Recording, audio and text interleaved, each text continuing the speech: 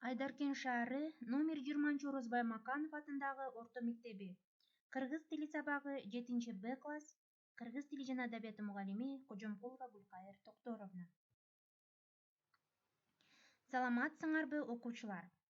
Анда эмесе кыргыз тили сабагын баштайлы. Балдар, бүгүнкү сабагыбыз өзгөчө болууну каалайсыңарбы?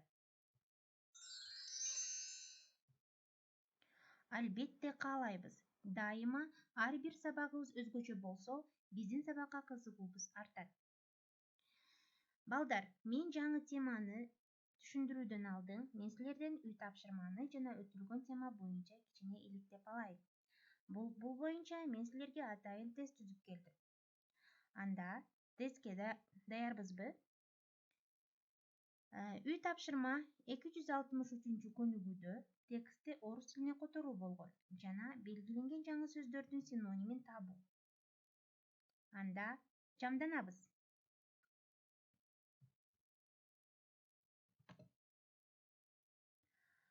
Суроо: Райкан Шукурбеков ким экенин белгиле дейт. Көңүл бурабыз. Акын, драматург жана ким болгон дейт. Демек, мен силерди таптыңар деп ойлоймун. Жоопту көрөбүз. Албетте актер болгон экен. Райкандын балдарга айткан жомокторун кандай түрүндө айтчу дейт. Кара сөз түрүндөбү же ыр түрүндөбү? Балдар, ойлонобуз. Мен силерди туура таптыңар деп ойлойм. Эгер ким туура тапса, өзүңөргө 5 упай койсоңор болот. Албетте ыр түрүндө экен. Калеми Курч акын болгон. Орус тилиндеги туура котормосу. Силер текстте орус тилине которгонсуңар. Демек, ким кандай которду? Азыр өзүңөр билесиңер, туура котордуңарбы же туура эмеспи? Был знаменитым певцом. Или поэт владел с острым пером своих произведений. Анда жоопту күтөбүз. Демек, поэт владел с острым пером своих произведений. Калеми Курч түз мааниде кандай түшүнөбүз?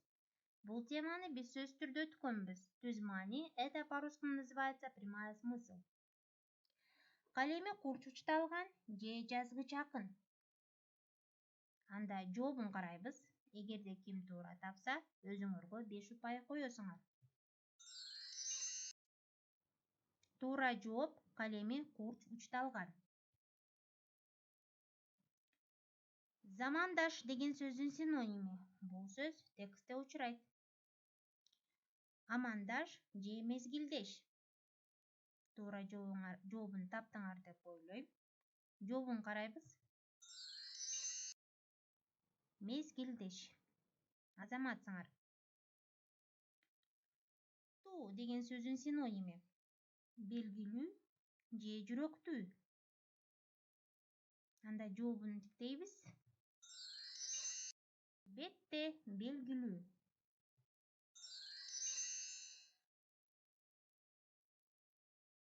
Балдар, бүгүнкү сабагыбыздын өзөктүү жерине келдик. Демек, бүгүнкү сабактын темасы сүйлөмдөгү сөздөрдүн орун тартиби, порядок слов предложений. Бүгүнкү сабакка койгон менин максаттарым. Таанышып кеткиле. Жаңы тема боюнча маалымат аласыңар, сүйлөмдөрдү туура түзө аласыңар. Практикалык өнүгүүлөр менен иштеп, берилген суроолорго жооп берип, кыргыз тилин туура сүйлөөгө калыптанасыңар. Бири-бириңердин сөзүн угуп, сыйлоого, мекенди сүйүүгө үйрөнөсүңөр. Бул максаттар качан ишке ашат? Эгерде берилген маалымат боюнча түшүнө алсаңар, өнүгүүлөр менен өз алдынча билгичтиктер менен иштей алсаңар, ой жүгүртүү аркылуу суроолорго жооп берсеңер, бири-бириңерди сыйлап уга алсаңар. Балдар, бул сүрөттөргө көңүл бурайлы. Биринчи сүрөттөгү буюмдарды, кийимдерди карагыла. Алар өз ордунда жайгашкан. Кийимдер ирети менен илинген. Буюмдар болсо өзүнүн жайында турат. Капчыктарды көргүлө. Бут кийимдерге көңүл бургула. Өз ирети менен тизилип, ылдыйда тизилген. Бул сүрөттө болсо кийим илгичтер ирети менен илинип турат. Бул үчүнчү сүрөттө көрсөк, бул шаймандар. Бул шаймандарды биздин мырза жигиттер билсе керек деп ойлойм аттарын. Байкап көргүлө, бул буюмдар да өз алдынча ирети менен тизилген. Эми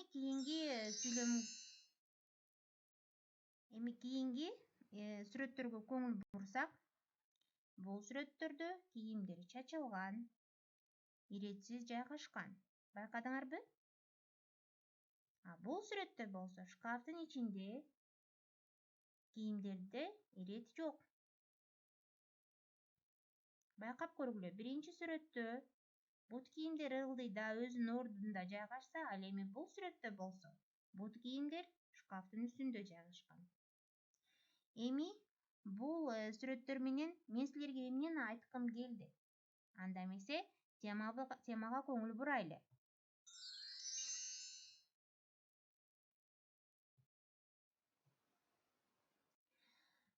Сүйлөмдөгү сөздөрдүн орун тартиби.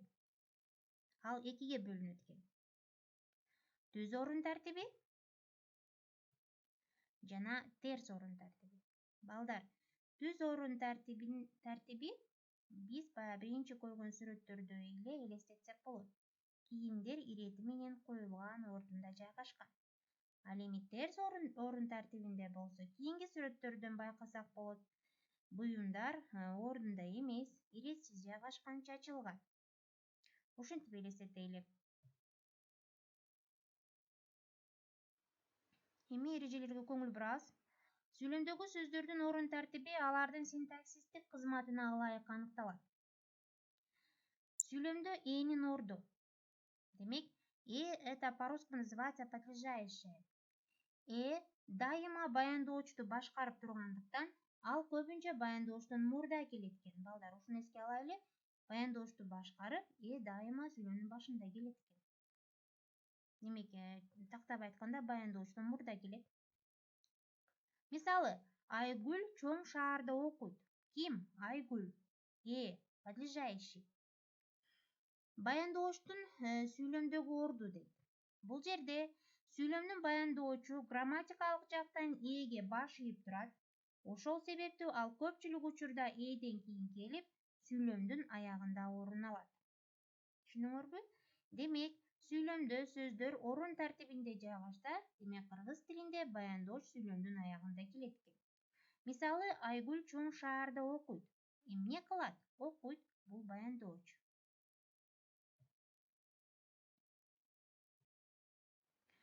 Айкындооч мүчөлөрдүн алган орду дейт. Айкындооч мүчөлөр это по-русски называется второстепенные члены предложения. Аныктооч аныкталгычтан мурда келет. Аныктооч определение, аныкталгыч сөз бул определяемые слова. Демек, аныктооч аныкталгычтан мурда келет экен. Эгер сүйлөмдө сөздөр орун тартибинде жайгашса.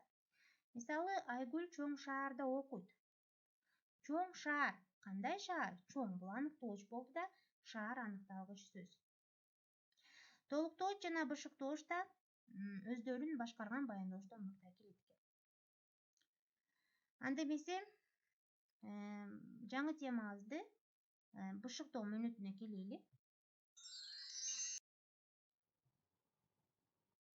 Алган билимин бышыктоо. Сүйлөмдөгү сөздөрдүн орун тартибин өз ара салыштыргыла. Кайсысында ой түшүнүктүү болуп турат? Байкайбыз. Сөз кылып жатышты эртеңки майрам жөнүндө. Бул сүйлөмдө ой түшүнүксүз болуп калды. Сөз кылып жатышты эртең майрам жөнүндө. Демек, сөздөр иретсиз жайгашкан. Бул сүйлөмдө биз сөздөрдү орун тартипте жайгаштырдык. Эртеңки майрам жөнүндө сөз кылып жатышты. Разговор шел о завтрашнем празднике. Кубанычтын белгиси билинип турат жүзүндө. Байкадыңарбы, балдар, бул сүйлөмдө сөздөр кандай тартипте жайгашты? Жүзүндө кубанычтын белгиси билинип турат. Бул жерде ой түшүнүктүү болду. Радость Заметно было по его лицу. Болгон байыркы доордо бул окуя дейт. Ой, түшүнүксүз болуп калды. Байыркы доордо бул окуя болгон. Демек, ой түшүнүктүү болду бул сүйлөмдө. Это событие произошло в далеком прошлом.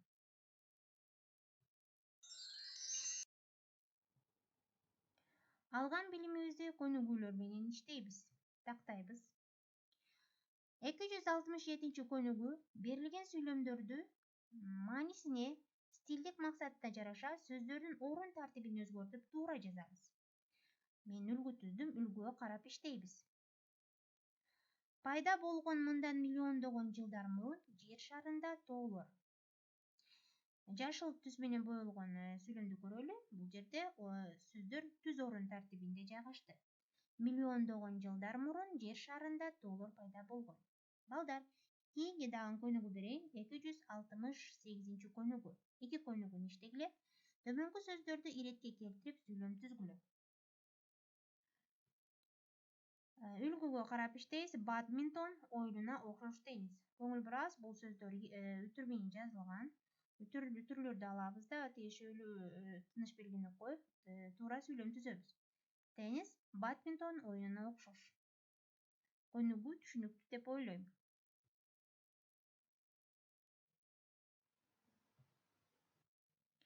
Жыйынтыктоо мөөнөтү.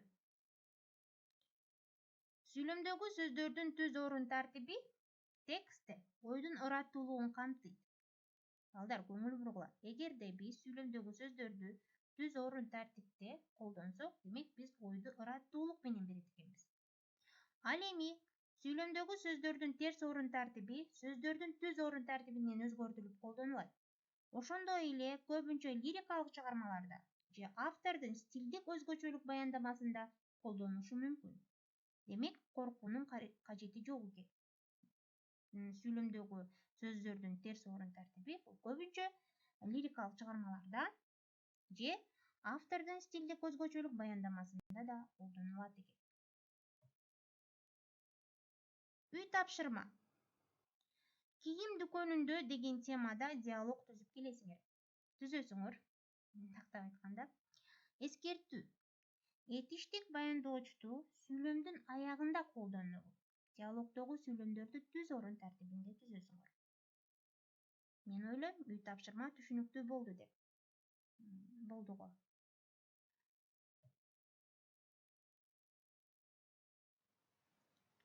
Анда эмесе, мен силердин көнүгүү жумушуңардын жана үй тапшырмаңардын аткарылышын мен өзүмдүн электрондук дарегимде күтөм. Саламатта калгыла.